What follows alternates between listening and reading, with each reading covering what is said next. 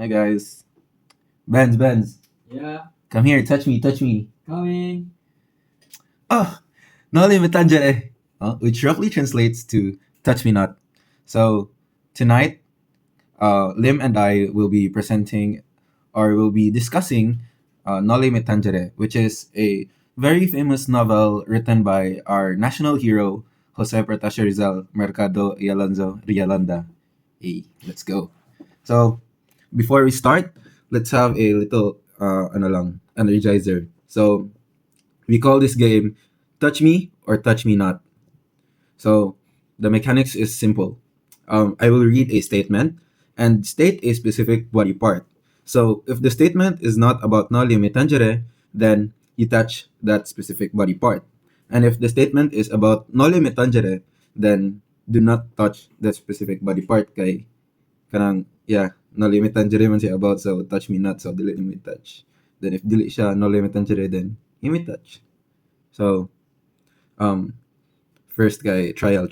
So the statement is, it was written by Pasiano Rizal. So the specific body part is nose. Okay, 3, 2, 1. The answer is touch me. So if you touched your nose, then you got it correct.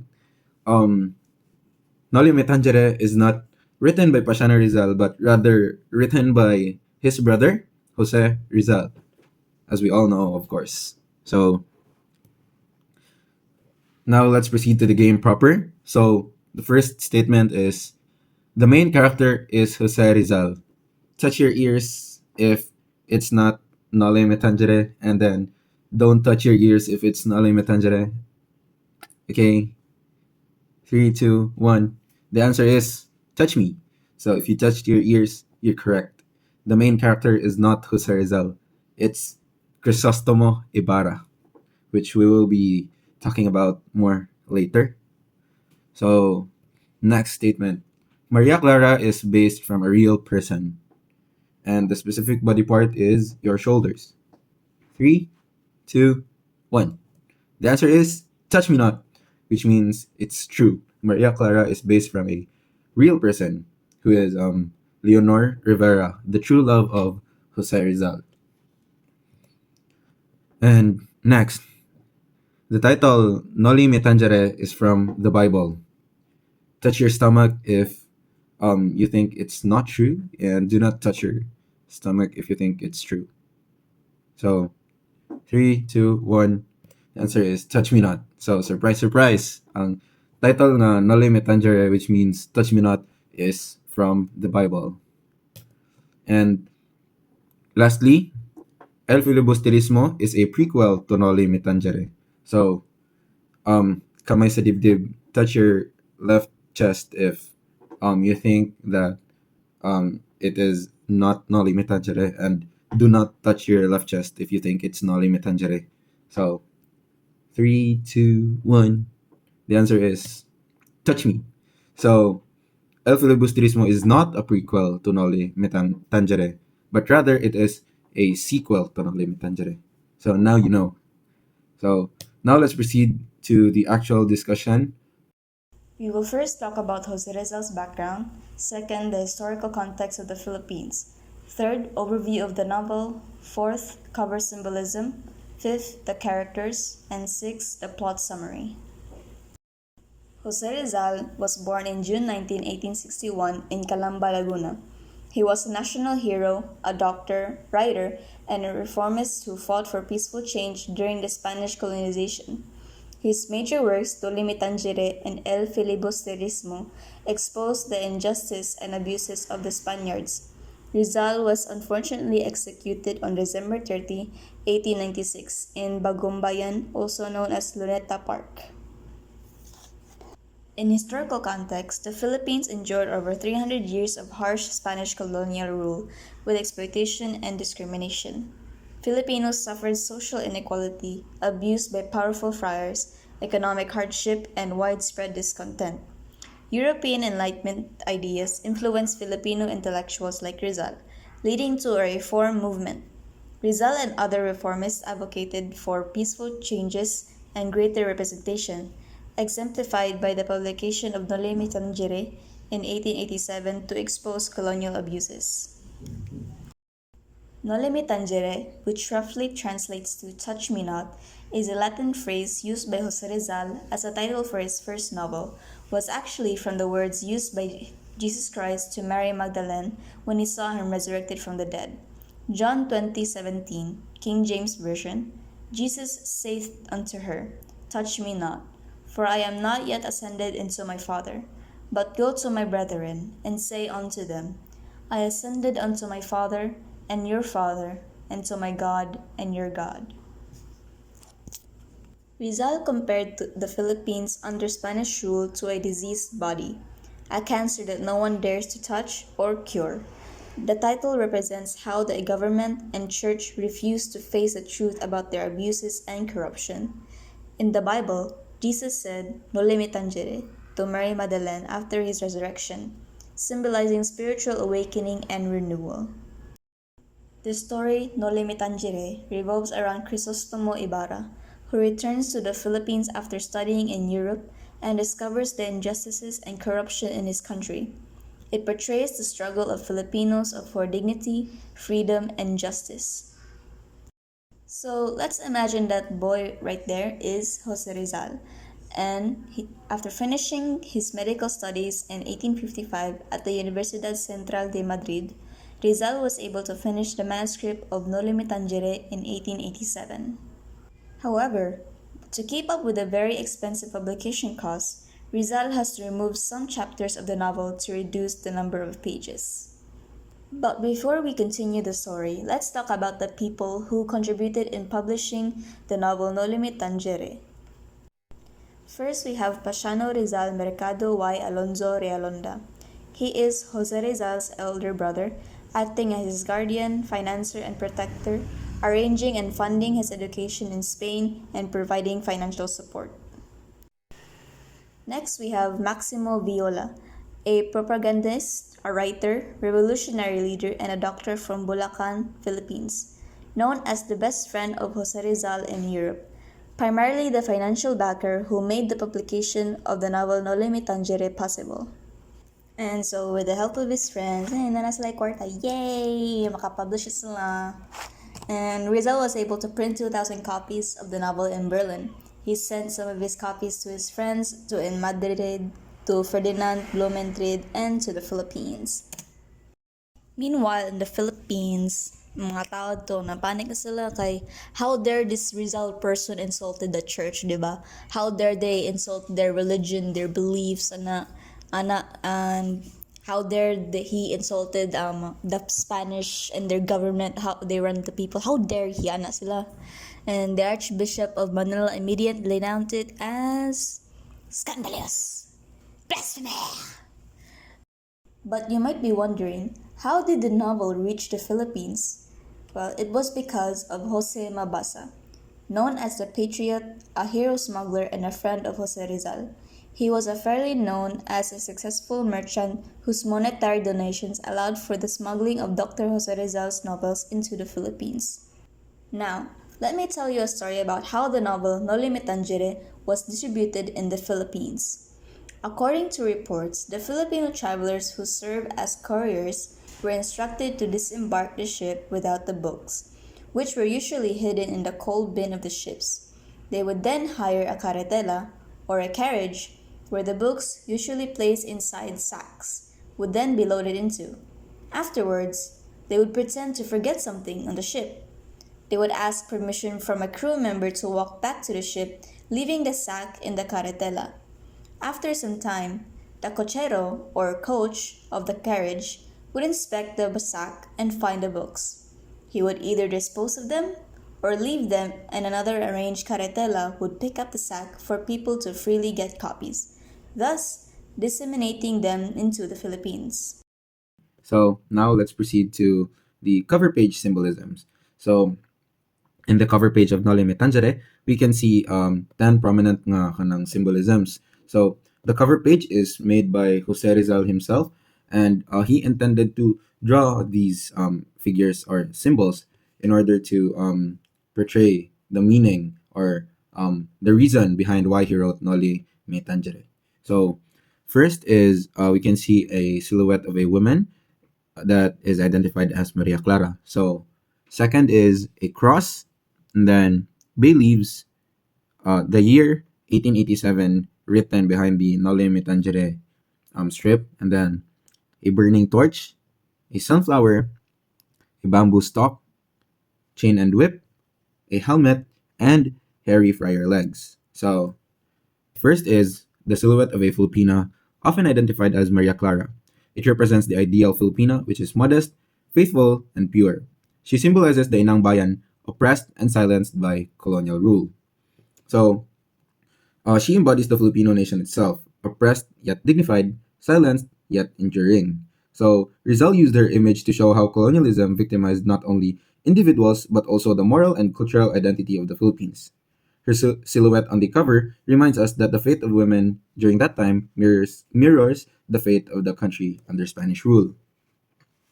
So, next is the cross. So, it symbolizes the Catholic faith imposed by the Spaniards, and it also represents both the religious devotion of Filipinos and the suffering caused by the friars' abuse of power. So, the cross is both a symbol of faith and of suffering, which is very ironic. Like, faith meant to liberate became a burden that chained the people. So, what was meant to bring spiritual comfort became a tool of oppression when abused by the friars. So, this shows the Filipino people nga ang mga friars kay nag-abusar na sila sa ilahang power o nagbuhat sila kanang mga butang nga anang sila ray maka-benefit. So, muna siya gi-show sa cross. Next is bay leaves. So, bay leaves are a traditional symbol of victory and honor, suggesting Rizal's hope for the eventual triumph of reform and enlightenment in the Philippines. So, basically, the bay leaves traditionally symbolize victory and honor, and Rizal placed them on the cover to express his hope that the Filipino people would eventually overcome colonial expression and claim their dignity. So, despite the hardships that depicted in Noli Me Tangere, the bay leaves remind us that truth and virtue will ultimately prevail. So basically murag nag-show siya og kanang hope nga kanang makaya sa mga Filipino people nga kanang mo fight against the oppression, since like mo symbolize man og victory og honor ang bay leaves, then murag nag-show si Jose Rizal sa iyang hope na kanang in the end kay mo prevail ang justice. So next is the year 1887, which marks the publication year of Noli Me Tangere in Berlin. It reminds readers of the beginning of the Filipino awakening, a milestone in the fight for national identity and reform. So, um, this date is more than historical. It represents the intellectual awakening of the Filipino people. Rizal wanted readers to remember that this was the moment when Filipinos began to see their society clearly, when they started questioning injustice and dreaming of reform. So, kani siya kay mo siya reminder nga kanang ni overcome na ang mga Filipino sa ignorance nga kanang gi-oppress na ang Philippines sa kanang mga Spanish o sa mga friars. So basically ang kaning year nga 1887 kay mo symbolize siya sa beginning sa kanang awakening. So next, the burning torch. Burning torch represents enlightenment, knowledge, and hope. It signifies the light of education and truth that Rizal believed would dispel the darkness of ignorance and oppression. So ang kaning burning torch kay mo siya like mo kanang mo show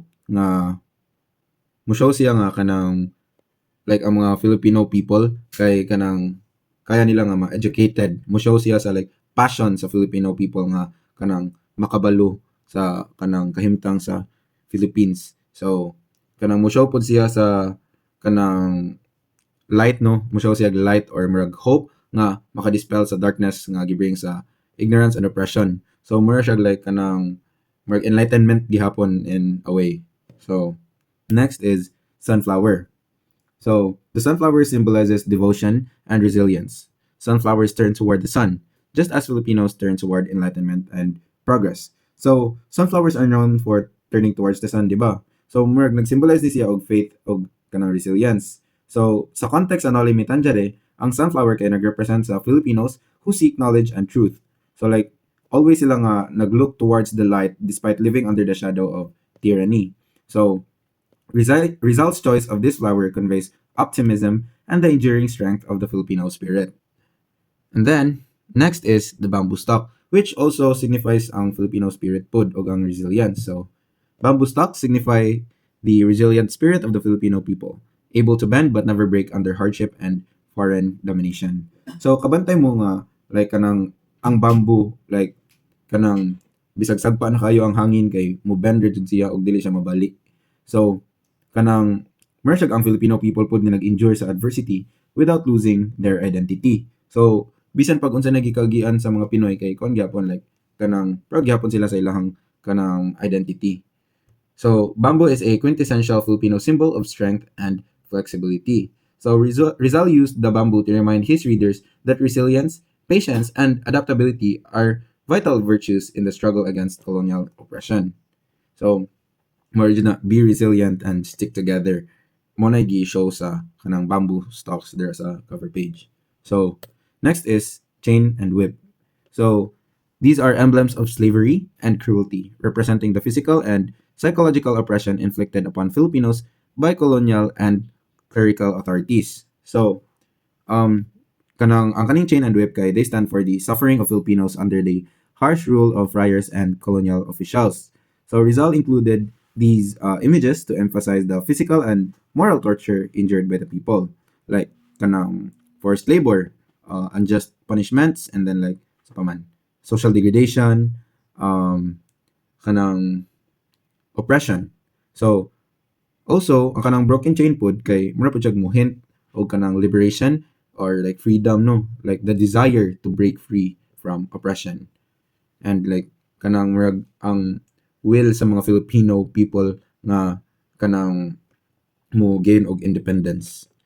Then next is the helmet of Guardia Civil. So this represents violence and militarism, the might of the Spanish forces that enforced colonial rule and suppressed dissent. So the helmet symbolizes the power and violence of the Spanish military. It represents the enforcement of colonial control through fear, intimidation, and punishment. So mura siya kanang like ang Spain kay ni kuan sila sa ato og superiority through intimidation, through fear, through punishment. So muna para ma-maintain ang ilang dominance kay mo kuan sila ng violence no instead of like justice or morality. So kanang reminder ni siya nga kanang reform cannot exist where violence silence the truth. So kanang ang kaning helmet sa Guardia Civil kay mo remind siya sa mga Filipino people nga kanang ang kanang Spanish rule kay very cruel and very violent, which is lisod kayo nga mag-reform. So kanang murasad siya kanang mo ignite sa mga Filipino people nga kanang mo break free from the oppression kay kisa may ganahan no nga mo live forever og inana nga kanang ginadominate ra mo sa lain and then kanang gikuan mo through violence and fear, di ba? So mura mo na respect nila pero sa tinuod-anay kay nahadlok ra mo nila. Then next is Hairy Friar Legs, a satirical element showing the moral corruption and abuse of the friars. And Rizal's inclusion of this detail criticizes the hypocrisy of the clergy, who often violated their vows of celibacy and lived in excess. So this satirical image exposes the hypocrisy and corruption of the Spanish clergy. So friars were supposed to be holy men, but Rizal reveals their worldliness, no, like ilang pagka indulgent, lustful, greedy, morally decayed. So kaning hairy legs kay nagsuggest siya sa like animal instincts sa mga friars, no, like kanang greed, gluttony, hana.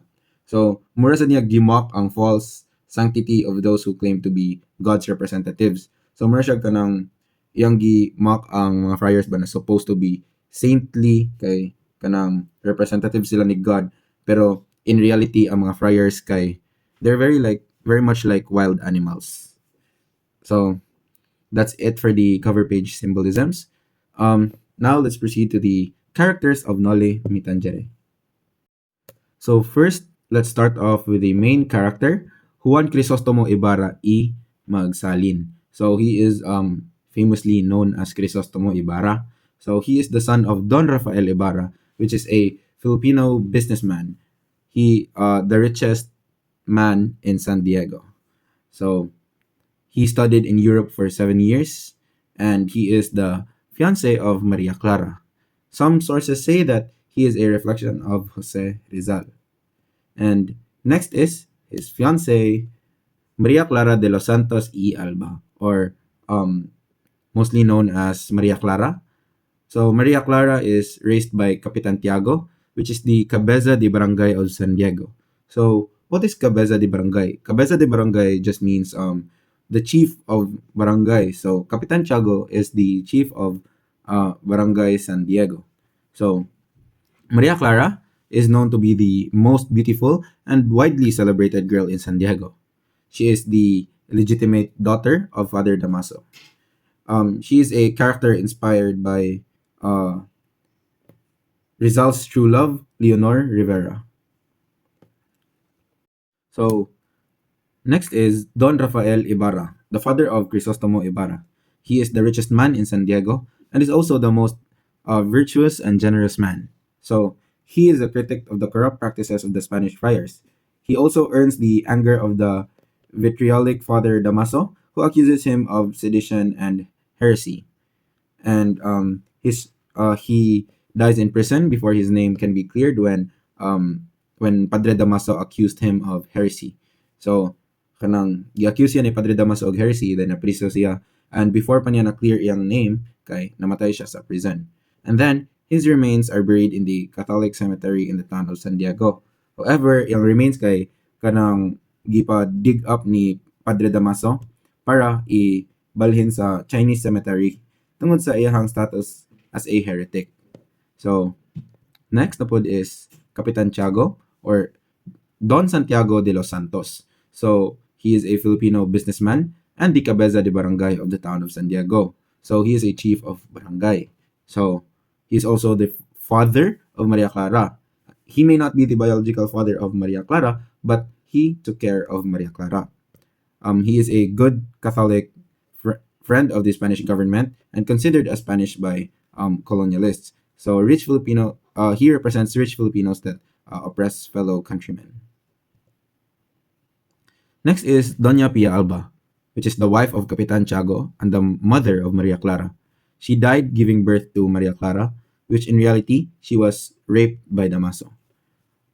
She was described as a young, healthy, beautiful, and very spiritual woman. And by nature, a very merry woman, but she became melancholic when she became pregnant. She represents the women who have been abused by the clergy and have been silenced by their shame. Next is Padre Damaso, or Damaso Verdolagas.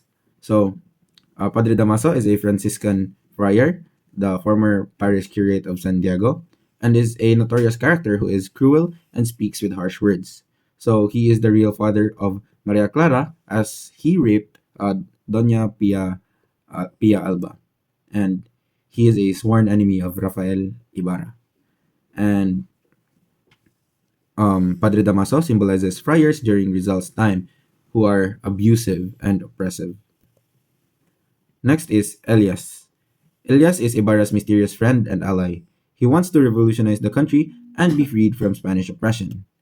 He distrusts human judgment and prefers God's judgment instead. So sources say that this character is inspired by Andres Bonifacio, and he represents the common Filipino. Next is Pilosopong Tasio, or Don Anastasio.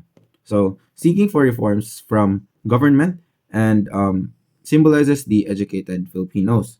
So seeking for reforms from the government, he expresses his ideals in paper written in a cryptographic alphabet similar from hieroglyphs and Coptic figures, hoping that the future generations may be able to decipher it and realize the abuse and oppression done by the conquerors.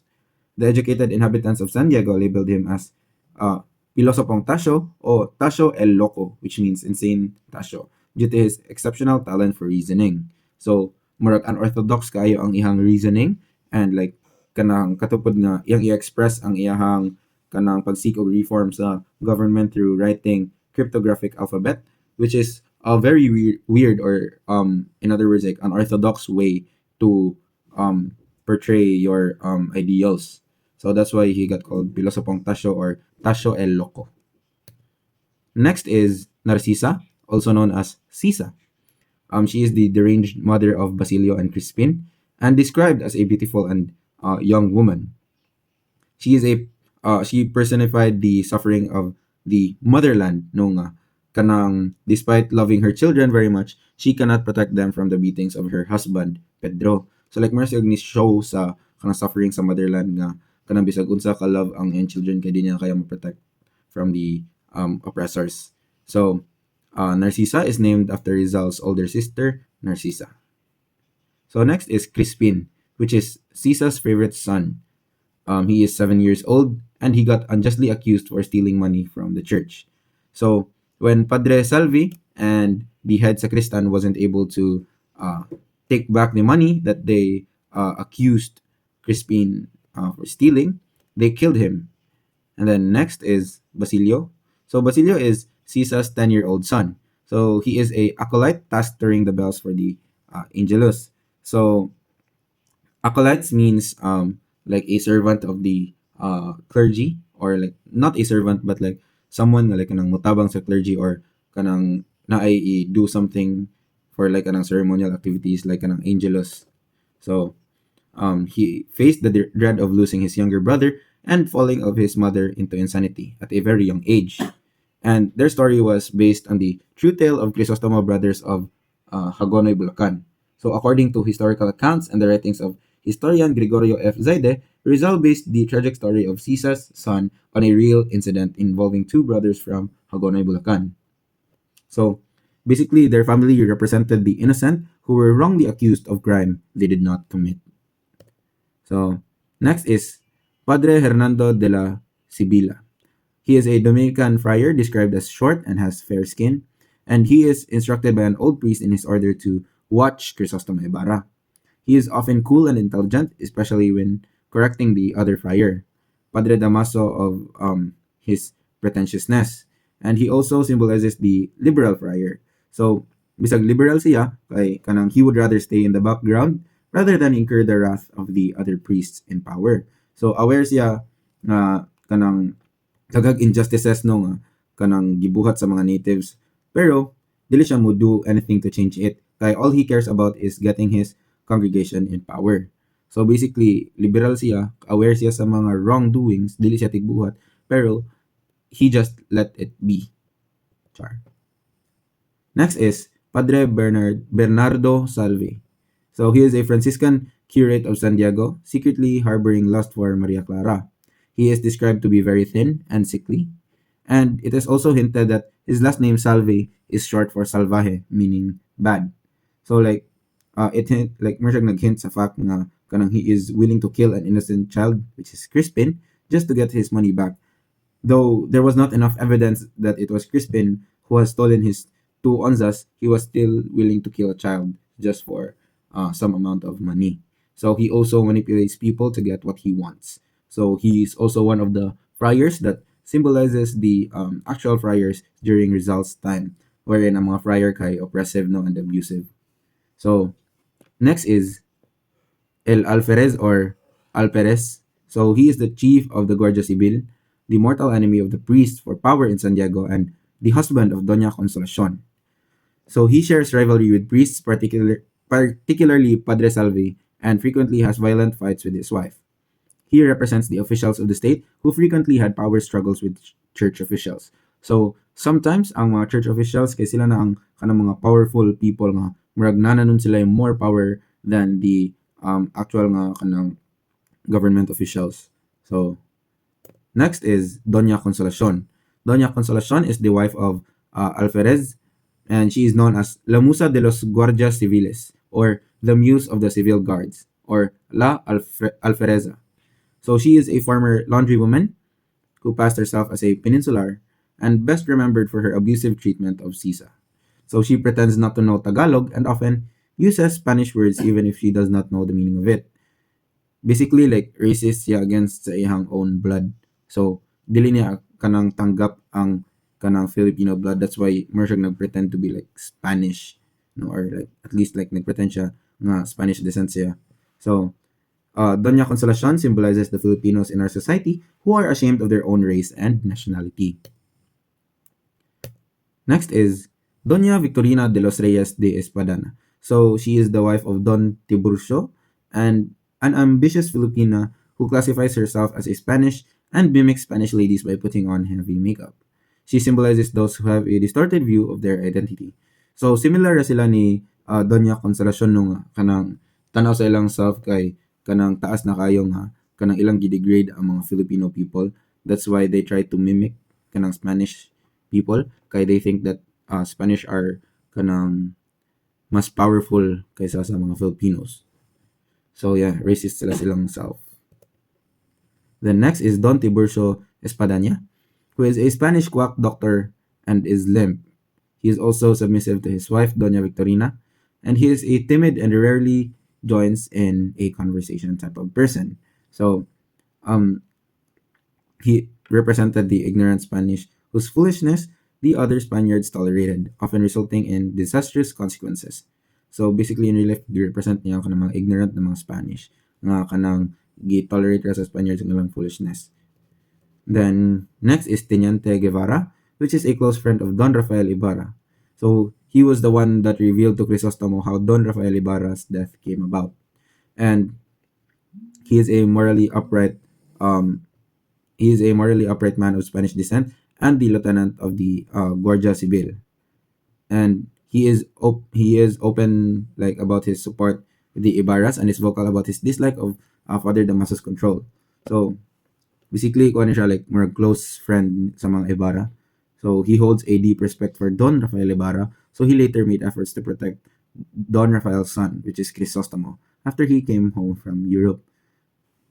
And then next is Alfonso Linares, which is a meek and shy, distant nephew of Tiburcio de Espanad. So he was the would-be fiance of Maria Clara. So natoy scene na kanang kuan ipakasal na lang si Maria Clara sa lain, and then that lain is none other than Alfonso Linares. So although he presented himself as a practitioner of law, it was later revealed that he, just like Don Tiburcio, is a fraud. So basically, like fraud siyang law practitioner. He later died due to given medications of Don Tiburcio.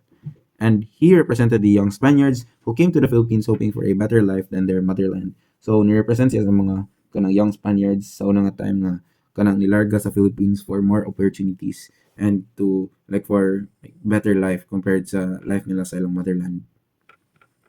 Next is the Gobernador General. So the Gobernador General is an unnamed person in the novel. He is the most powerful official in the Philippines, and he has great disdains against the friars and corrupt officials, and sympathizes with Ibarra.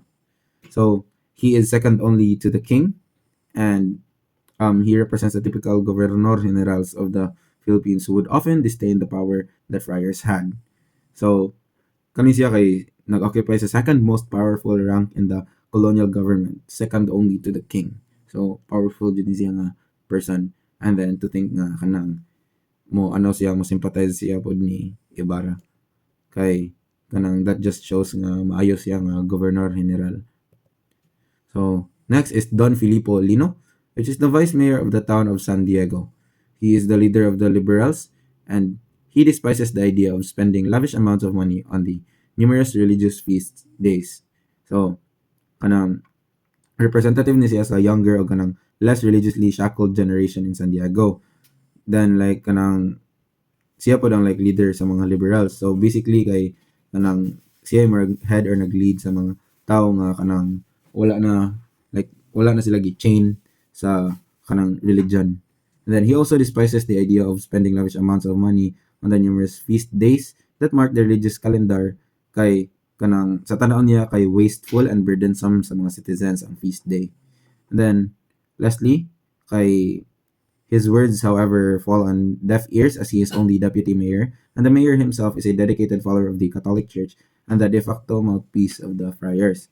So basically, yung mga opinions kay dili madungog kay like gi-discriminate siya nga deputy mayor siya. And that like kanang ang mayor himself pod kay dedicated pod nga followers sa Catholic Church. So many against one dito. Next is Padre Manuel Martin. He is the linguistic curate of a nearby town who says the sermon during San Diego's fiesta.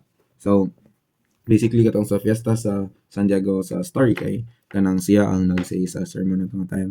Then that's it for the characters of Noli Me Tangere. Now let's proceed to the plot. So let's now go over the plot summary of Noli Me Tangere, Jose Rizal's groundbreaking novel that exposed the social injustices of the Spanish colonial period in the Philippines.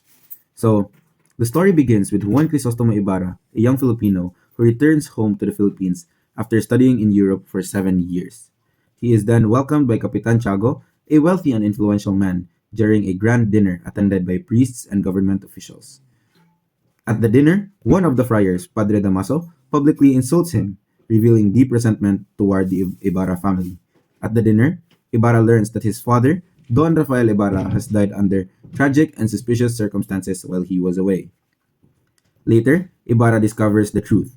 His father was accused of being a heretic and imprisoned because he defended a young man from a Spanish tax collector. The friar spread lies against Don Rafael, and before he could be proven innocent, he died in jail. This revelation fuels Ibarra's desire to continue his father's dream to build a school that would educate and empower the youth of San Diego. Now, with the advice of Pilosopong Tasyo, Ibarra begins creating or begins building the school. So this symbolizes Rizal's belief in reform through education. However, not everyone supports Ibarra. The friars, especially Padre Salve, conspire to destroy his reputation. During the school's cornerstone ceremony, a hired killer tries to assassinate Ibarra, but his friend Ilyas, a mysterious boatman, saves him just in time. Boosh, boosh, boosh. Char. At a later town banquet, Padre Damaso once again insults Ibarra and calls Filipino inferior. Unable to contain his anger, Ibarra lunges at Damaso with a knife, but is stopped by his beloved Maria Clara before committing a crime. So this act of defiance, however, has serious consequences. Ibarra is now excommunicated from the church, and his engagement to Maria Clara is called off. So, Padre Damaso and the other friars pressured Capitan Tiago to break their engagement. So, after that, Padre Salve then plots to frame Ibarra in a fabricated rebellion. So, armed men attack the town, and Ibarra is falsely accused of leading them. Although the governor general eventually pardons him, Ibarra is already branded as a traitor. He is imprisoned, humiliated, and abandoned by most of his allies. Except Elias. Elias helps Ibarra escape from prison. Before fleeing, Ibarra visits Maria Clara one last time. She reveals that she was forced to give up the letters that incriminated him to protect her mother's honor, and that Padre Damaso is her real father. Heartbroken, Maria Clara chooses to enter the convent, sacrificing her happiness for her family's reputation. And then, after that, Elias and Ibarra escape by boat, rowing silently into the night. When they are pursued, Elias sacrifices himself so that Ibarra can live, showing the ultimate act of selflessness and patriotism. So, the novel ends on a somber note, where Maria Clara remains in the convent, Ibarra disappears, and the oppressive system continues. Through the unresolved ending, Rizal reminds his readers that the social cancer, corruption, injustice, and hypocrisy is still plaguing the nation. So, it's a powerful call for awakening, education, and national reform. And that concludes the plot of Noli Me Tangere. Rizal's novel is not just a story, it's a mirror of the Philippines under Spanish rule, and a message that the true cure for the social cancer lies in awareness, unity, and courage. So basically, ang Noli Me Tangere kay kanang reflection siya sa kanang unsay nahitabo sa Philippines ato nga time ug giunsa pag-treat sa mga Spanish ug sa mga friars ang Filipino people. And this could also help ignite no the nationalism within Filipinos nga makakita sila nga ay ging ani na data gi-oppress na tagmayo nila dili na ta magpadawog-dawog. So kana siya kay very important jud siya nga novel in history kay without ana then kanang asa man magsugod ang enlightenment, asa man magsugod ang kanang pagkawala sa ignorance sa mga Filipino, di ba? So ari jud sa Noli Me Tangere nag-start ang pagkanang ignite sa spark of nationalism within Filipinos. So that's the end of our presentation. Thank you and good night. Bye. I love you guys. Thank you for listening. If nakaabot mo ring apart. Thank you. Bye. Bye ba? Hey, I said bye. Bye-bye. Bye.